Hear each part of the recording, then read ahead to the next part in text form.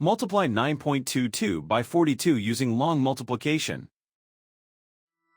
For now, ignore the decimal points. Start with the rightmost digit of the bottom factor, 2. 2 times 2 is 4. 2 times 2 is 4. 2 times 9 is 18. The first partial product is 1844. Now use the next digit to the left, 4. Start one place to the left. 4 times 2 is 8. 4 times 2 is 8. 4 times 9 is 36.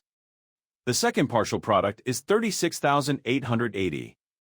Now add the partial products, working from right to left. In the ones column, 4 plus 0 is 4.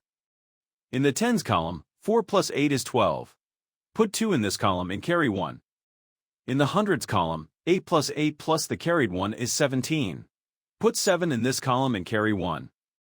In the thousands column, 1 plus 6 plus the carried 1 is 8. In the 10,000s column, bring down 3. The product of the whole numbers is 38,724. Count the highlighted digits after each decimal point. The factors have 2 decimal places altogether, so the product needs 2 decimal places.